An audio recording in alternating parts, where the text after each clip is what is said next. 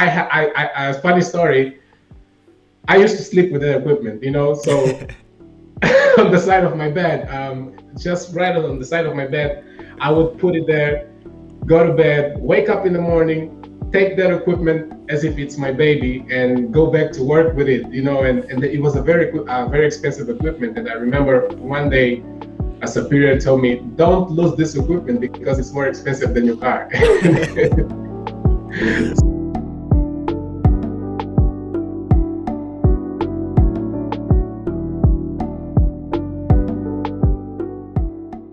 Everyone, it's really nice to be here. Hi everyone, really happy to be here. I was really excited when I got the invitation to be a part of this event today. I'm excited for this session, and I want to shout out to Space Hubs Africa, creating a community for space engineers in Africa.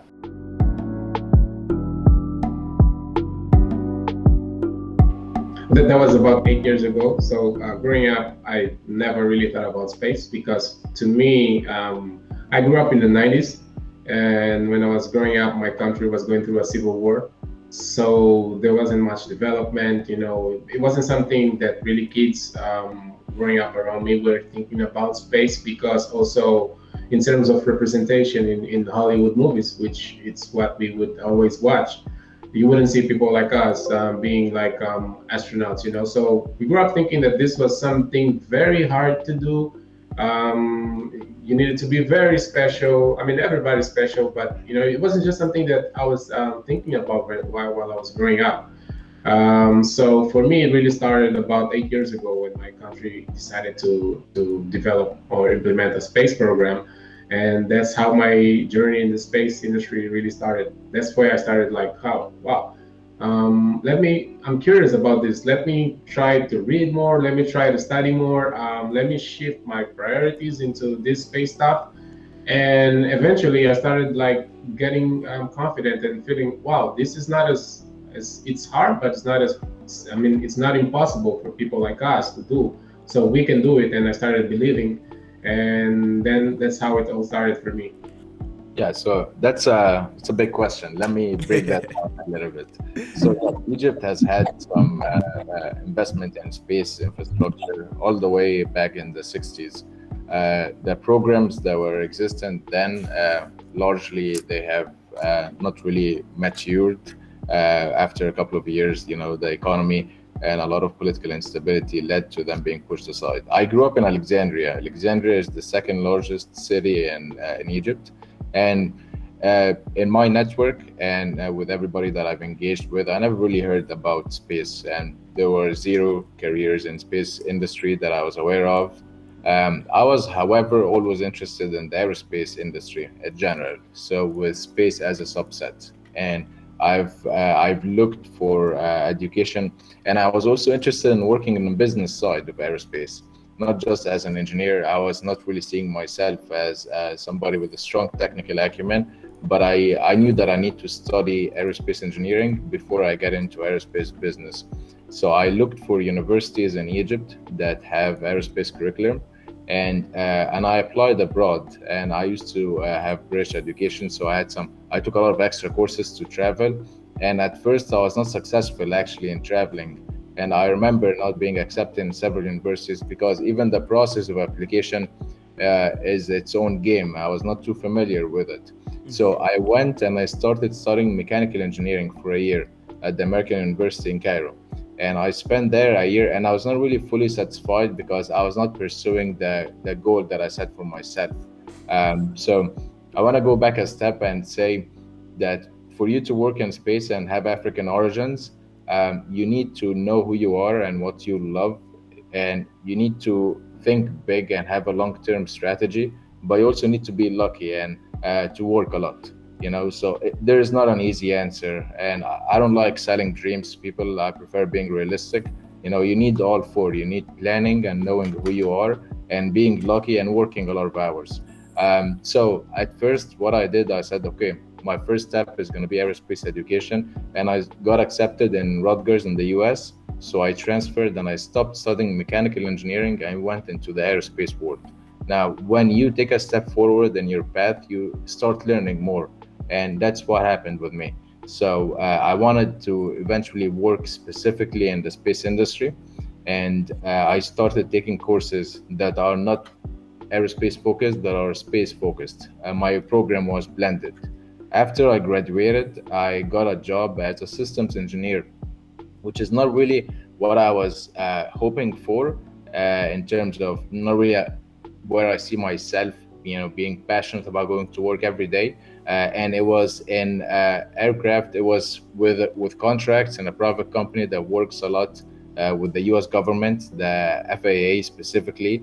So helping them with air traffic control. And I spent a year there, and during that period I was learning, but I was also not comfortable with where I'm headed. But it was a step forward after all. So you don't always get what you want right away. Sometimes you just need to go in the direction, and later your path will become clear. Right. So during that process, yeah, I did my master's in business administration, and starting gradually going into space, and started also working in the business development and sales in the space industry, which is what I've been doing for a few years now. So yeah, first off, again, thank you very much for today. It's such a good inspiration for me as well, because I find myself pretty much yet to reach what Eldridge and Motaz have, have reached right now. And yeah, so thank you everyone. But okay, for my case, is I think I would say it's a bit different, because I started, you know, come one. I started joining the Space Endeavor with history. I know it Okay. might sound weird, but yeah. So the thing is, like, uh, one of the things that I personally think I am is I like to tap in on niche subjects. Things that are not, very not popular yet. The odd things, I guess that's what I am. And yeah, so while I was pretty much fascinated with the history that we have as a country, there were lots of things that were written back in the days, like before Christ, ancient history books and things like that. And fortunate for us, we had lots of I wouldn't call them with that they would meet, the standards that we have now within research and stuff, but there were lots of observations that were being done, like in space, and a lot of somehow, even though they might seem mythological, but there were Ethiopian kings that named stars and things like that. So that was, a paradigm shifting point for me, because those were the things that inspired initially. And later on, I figured out for myself that those history, yes, of course, they're really good, but yet, that wouldn't add up to what we are doing right now, right? And I think I was like an eighth grader or something. I first joined the Ethiopian Space Science Society. They had their general assembly at the university, and it was fascinating since then. And the next time they had an event, I had a presentation about, you know, my readings about this ancient Ethiopian astronomy and things like that. And with that, I started to get involved with, the astronomy and astrophysics, and I started doing outreach with the team out in the Ethiopian Space Science Society and that. And I actually had a good connection, because I was still a high school student by then, and I could easily connect with other high school students easily than other doctors and professors doing the lectures. And I did a couple of weekend classes and things like that, and it went on like that since until I joined the university. But when I got to join university, I didn't want to stick, to the science part, because I've been wanting to join the engineering sector for a very, very long time. And the next thing I would love than engineering would be medicine. And for me, trying to see it feasible, if I would join physics, for example, that would be the first thing that would be accessible in Ethiopia. Uh, that would be a stepping point for me to astrophysics. If I do engineering, I could do aerospace engineering. But if I did medicine, I didn't see the feasibility, especially even now, that I would join the space medicine, endeavors, research things like that. So before that, I was already working. So I have a degree in information systems. So I was working as an information systems engineer. Database. It was really things that I like: coding, developing applications, developing software. That was my life. So eventually, when I had an opportunity to work in the space sector, in the Angolan space program, I thought that I would be working with databases, working with systems, developing systems and also running systems. But then my history went totally a different direction because we had an initial training and we went to Russia for training. And during this training, the people that were training us, they thought maybe I was too curious about telecommunications, and I really wanted to understand what's happening when a satellite's communicating with a ground station on Earth. I was very curious about that, and I was really digging a lot into that. So they thought, hey, maybe your thing is not really systems. How about you focus on telecommunications? And then I started really sort of like another degree, because I had to learn from scratch telecommunications, which I did not have a background. And then eventually I became a senior specialist for the Ground Control Center, where I was actually in charge of a team that was like during satellites operation. So I had to make sure that the team was following the flight plan and all the procedures for operations. How difficult was that transition? I mean, you come in thinking, okay, I have this degree in information systems. That's what I'm interested in. That's what I like. And now all of a sudden you have to switch to telecommunications. How did you approach that? It was not easy at all. It was, I think for the previous decade was probably one of the hardest years of my life because I was already in my 20s, so I had to literally start from scratch, learning a lot of complex stuff, understanding, how, frequencies and all sorts of things about antennas, all the radio frequency equipments. But then, when you love something, that's where the motivation comes. And I really love challenges. I'm addicted to challenges. And that was a challenge. The moment I started like looking at it as a challenge, I was like, hey, if you're challenging me, let me show you what I can do. And so for me, my perspective changed. I was working really hard. Of course, I had to take a few nights that I would just be really doing my research, but combining research with practice, working on Saturdays, sort of trying to be perfect at what I was doing. To give you a quick example, one of the equipments that I had to work with was something called a spectrum analyzer. So you would use a spectrum analyzer to analyze the spectrum, the radio frequency spectrum, and it's very, very important, this equipment, because you can monitor the signals from the signal from your satellite. With this equipment, you can also see if you have noise within the signal, and then with the information that you get from this equipment, you're going to decide if you're going to increase the power, the transmission power, are you going to reduce. So for me to be able to master that specific equipment. In regards to SGAC, I actually got to be part of it when I was 16. And SGAC basically doesn't want members beneath 18. And I think I think I have to say this out loud. I think I changed my birth date or something when I first opened my account, and I applied for multiple conferences. I actually had somehow a pretty good, I would say, track of record, and actually got accepted for a delegate position in that. And I emailed the executive director, back then it was Andrea Jamie, if not mistaken, and she told me that I should apply for scholarships, and I told her, I'm just 16, I don't have money, and my parents even wouldn't let me go. And she was like, what, wait, like how old are you again? And I was like, 16. Oh, sorry, you have to come back when you're 18. We can't process you, like, we can't have you here. And I was like, okay, but like somehow she approached me in a very good way, and I kept on putting the links with SGAC, and nevertheless, whenever the National Point of Contacts for Ethiopia organized an event in Ethiopia, like in Addis or wherever, I would always be there to support, help in organizing things like that.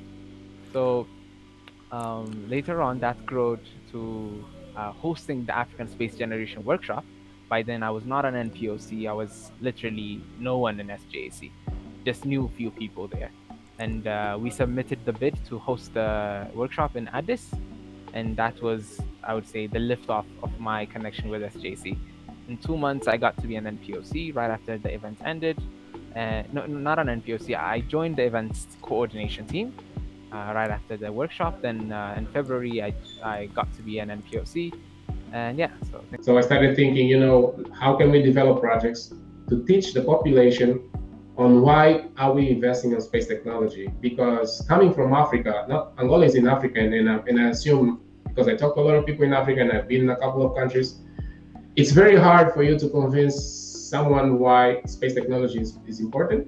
First of all, because most of people, they don't understand how our life would be if we spent one day without satellites. We use satellites for telecommunication, for navigation, so many applications that we do when you're using your phone today.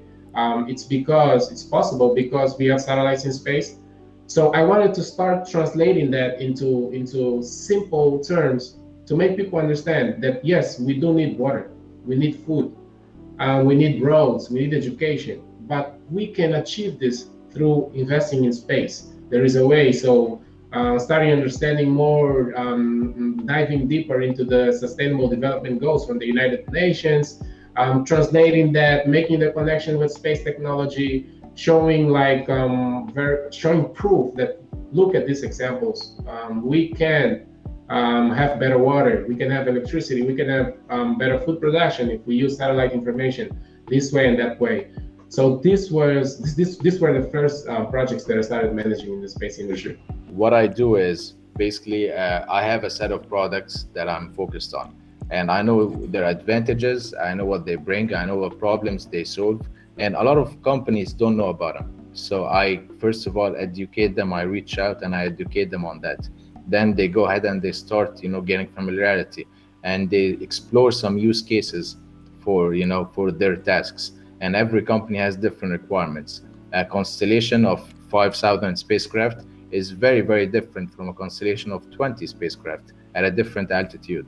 And each one of them has set of requirements. A government has requirements different than commercial companies, and there are so many different applications. So when I present the services and do that education, they usually come back with a set of questions, and there are going to be a lot of communication back and forth for several weeks, sometimes months, sometimes years. And I do that for several companies and institutions in parallel. So that is in a brief. And then there are also areas where we get feedback and we identify new problems in the industry. There's, for example, a problem where you don't have an easy way to communicate and coordinate between spacecraft operators. It's a very manual, tedious process. Everybody complains from it. So how can we make that better? So not just educating your customers and troubleshooting what they are working on and trying to find the best tailored solution for them, but also doing gap analysis on the market and what you need to develop to have more services and to enable better flow in the space industry. So these are the three things in general that I'm focused on. There's a lot of communication. You end up wearing too many hats, and you end up writing a lot of emails and being a lot of meetings. But it's something that I find myself interested and passionate about. As I said, you need to know yourself and what you're good at. Not everybody is going to be the smartest engineer or a really successful engineer working on camera systems. Not everybody is going to work in management or in software. You need some salespeople and people who do communication, coordination, and strategy work. So that is what I'm primarily focused on.